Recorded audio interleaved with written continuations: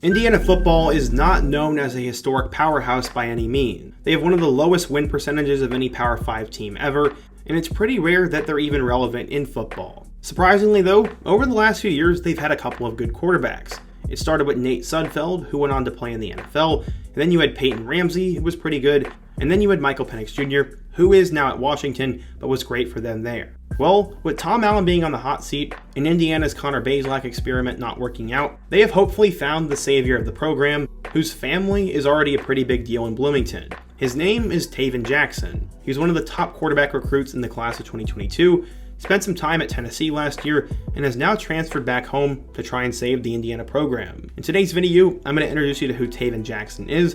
We're going to go through his rise, his time at Tennessee, and why he is the future of the Hoosiers program. But before we get started, quickly be sure to leave a like if you want to support today's video, subscribe if you're new and love college football content, and let me know what player, team, topic, or situation I could cover next. Now, let's get started and talk about Tayven Jackson. Athletics were a big part of the Jackson household, as his dad, Ray, played football at Washington State, and then Tayven is also the younger brother of Trace Jackson David. You probably know who that is if you're a basketball fan, as he was a star for the Hoosiers basketball program, and will go down as one of the best players in program history, and is now a Golden State Warrior. Trace was a big deal over the last few years, and as he leaves, Tayven has a chance to be next up in the other sport. Both of them love sports, but while Trace saw his future in basketball, Tayven saw it in football. Early on, programs such as Butler, Ball State, and Xavier did show interest in Tayven when it came to basketball, and his coaches thought he had a potential in the sport, but football was a bigger deal for him. Going back to the football field, when he arrived at Center Grove High School on the south side of Indianapolis, he already had a superstar in his backfield, as his name was Carson Steele. If you're not familiar with him, he was a running back at Ball State over the last 2 years, and is now going to be UCLA's starting running back this fall. He'll replace Zach Charbonnet, and in 2019, Tayven became the starting quarterback. He passed for over 1,200 yards, but he was inconsistent and only threw for 9 touchdowns compared to 10 picks. Still though, the potential was there. He was by no means a big-time recruit, but 1 year later, he'd flipped the switch. He threw for 1,700 yards and 17 touchdowns, and also became a dual-threat quarterback and ran for over 200 yards and 6 scores. This would lead many big-time programs to offer him, and he was the first Indiana quarterback in quite a while to gain big-time SEC interest. His first FBS offer would come from Central Michigan, and eventually his first Power 5 offer would come from Indiana in the spring of 2020. This was after his sophomore year, and many thought Tayven would settle in as a 3-star recruit, commit to Indiana, and then eventually arrive there. But then he'd get better, and his recruitment went national. As a senior, he threw for 1,842 yards and 21 touchdowns. He only had 3 interceptions, and while those weren't eye-popping numbers, he was in the wing T offense, which doesn't really need a stat-padding quarterback, and those numbers are pretty good when you keep that in mind. He also played basketball for the Trojans, as he averaged 13 points, 4 rebounds, and 3 assists. He was a star who now needed to find a home, and eventually the fastest rising quarterback in the spring of 21 made his pledge. Where would he end up going? Well, he chose Tennessee. He said, "Me and my family talked about it, and we talked to Coach Heupel, and I looked at my dad and said, this is the school I want to go to."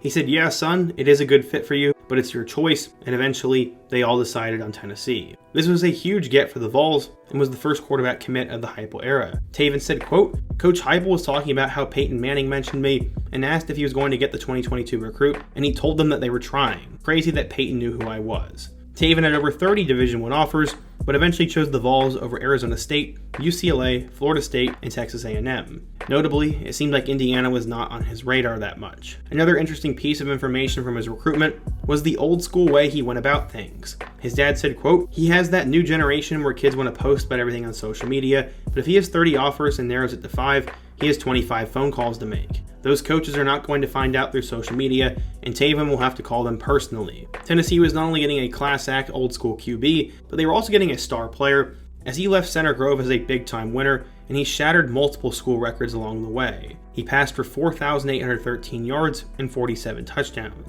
He also ended up repeating as a state champion in 2021, and while Tayven was a bit of an unpolished player, he had elite potential, and scouts saw this. According to 24/7 Sports, Jackson was a 4-star recruit, the number 12 quarterback, and the 237th best player in the class of 2022. So, how'd he end up doing in Rocky Top? Well, let's take a look. When arriving at Tennessee, he had a great player to look up to in Hendon Hooker, and he was going to have an impact on him. Tayven said, quote, "I'm excited to learn under him. I'm excited to learn and take away what he has to say and be a sponge around him. He's a lot older and he's a role model, so I can't wait to meet him and see what he can do and what he can teach me. While Tennessee fans were excited about Tayven, they were also excited about what was happening on the field. Hendon Hooker became one of the best quarterbacks in all of college football, and Tennessee got off to a blazing start. They didn't really need to worry about the backup quarterback, let alone the third string. Tayven would still get a chance to play in a couple games though, as in total, he'd make 3 appearances, throwing for 37 yards without a touchdown or an interception. He did have a 1-yard rushing score against Akron though. While many were excited for his future, he sadly didn't get a chance to spend much time there. He said, quote, "I'll always love Tennessee and it'll be a great place for me to cherish, as every person down there and every coach down there was great, and I have no hard feelings, but diving into my options, I wanted to find out where I'd have a chance to play." This would end up being unfortunate for Tayven, as the quarterback spot is very difficult and only one can play. Joe Milton decided to use his extra year, and then with 5-star Nico Yamalieva coming in, he saw the writing on the wall and decided to transfer and maybe start at a new school. Right away, many knew where he was probably going to go. He was going to go home. Right before meeting with head coach Tom Allen, Tayven brought his family together and told him he wanted to become a Hoosier. He'd visit for the basketball game between Indiana and Wisconsin, and the students and crowd were chanting, quote, "We want Tayven." He said, quote, "That was pretty surreal and crazy. I just kept looking over at my dad, and he had a huge smile on his face. Because I was there when Romeo Langford was getting recruited, and they were chanting his name. As a little kid, I thought that was the greatest thing ever, and it was really surreal and really cool." Tayven ended up choosing to go back to Indiana pretty quickly, and he said he just remembered feeling that it was home, and that he was going to be there for 4 more years, and he could do something special. To an outsider, it seemed that Tayven's transfer to Indiana took a matter of days. However, the process spanned years. Tom Allen said, quote, "We've been recruiting Tayven ever since he was a young kid going through Center Grove, and I'm glad to have built that relationship with him." How does Tom Allen think Tayven's going to help?